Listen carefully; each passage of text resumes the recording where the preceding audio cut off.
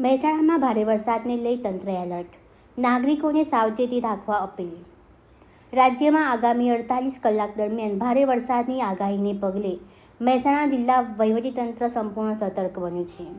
જિલ્લા કલેક્ટર એસ.કે. પ્રજાપતિએ જણાવ્યું કે ઉત્તર ગુજરાતમાં હાલ ભારે વરસાદની આગાહી નથી, પરંતુ કોઈપણ સ્થિતિને પહોંચી વળવા તમામ તૈયારીઓ પૂર્ણ કરવામાં આવી છે। જિલ્લા અને તાલુકા કક્ષાએ 24 કલાક કંટ્રોલ રૂમ કાર્યરત કરાયા છે। કોઈપણ આપાતકાલીન સ્થિતિમાં નાગરિકો 02762 222200 અથવા તો 02762 220229 ઉપર સંપર્ક કરી શકે છે। જિલ્લા પોલીસ અધિક્ષક હિમાંશુ સોલંકીએ જણાવ્યું કે તમામ પોલીસ સ્ટેશન અને સ્ટાફને એલર્ટ પણ કરવામાં આવ્યા છે। નદી નાળા, પુલ અને પાણી ભરાવાની સંભાવના ધરાવતા વિસ્તારોમાં બેરિકેડિંગ કરવા તેમજ સ્થાનિક તરવૈયાઓને પણ તૈયાર રાખવાનો આદેશ આપવામાં આવ્યો છે।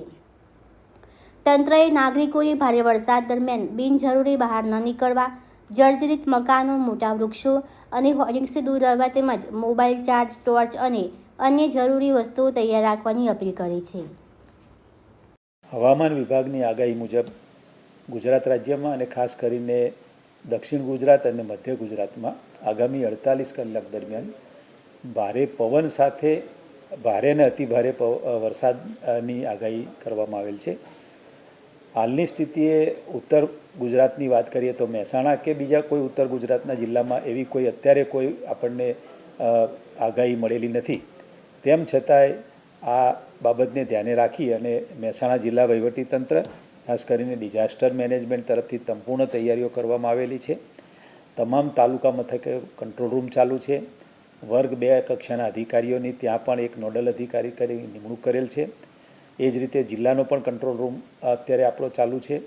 મેં અગાઉ કહ્યું એમ જિલ્લા કંટ્રોલ રૂમમાં 220 222 અને 220 299 નંબર ઉપર કોઈપણ વ્યક્તિ જિલ્લાના કોઈપણ ગ્રામ્ય વિસ્તારના કે શહેરી વિસ્તારના કોઈપણ ગામમાં નાનો મોટો બનાવ બને તો તાત્કાલિક અહીંયા કંટ્રોલ રૂમનો સંપર્ક કરવા હું બધાને અનુરોધ કરું છું। અને ફરી એકવાર મહેસાણા જિલ્લામાં ગ્રામ્ય વિસ્તાર કે શહેરી વિસ્તારમાં ક્યાંય કોઈએ પણ આજની સ્થિતિએ કોઈ આપણે કોઈ ખાસ વધારે વરસાદની આગાહી નથી। તેમ છતાં એક અગમચેતી અને તકેદારીના ભાગરૂપે વહીવટીતંત્ર તરફથી એક અપીલ કરવામાં આવે છે કે આપ સૌએ અનિવાર્ય સંજોગો હોય તે સિવાય બહાર ના નીકળવું એવી એક વહીવટીતંત્ર તરફથી અનુરોધ કરવામાં આવે છે। અને ક્યાંક વધારે પવનની વાવાની શક્યતાઓ છે તો ખાસ કરીને મોટા ઝાડ હોય, જૂના વૃક્ષ હોય, જૂના મકાનો હોય કે ક્યાંય બોર્ડ બેનર લાગેલા હોય તો એવા વિસ્તારોથી આપણે દૂર રહેવું જોઈએ એવી પણ એક અપીલ કરવામાં આવે છે। તંત્રએ તમામ તકેદારી કરી રાખેલી છે।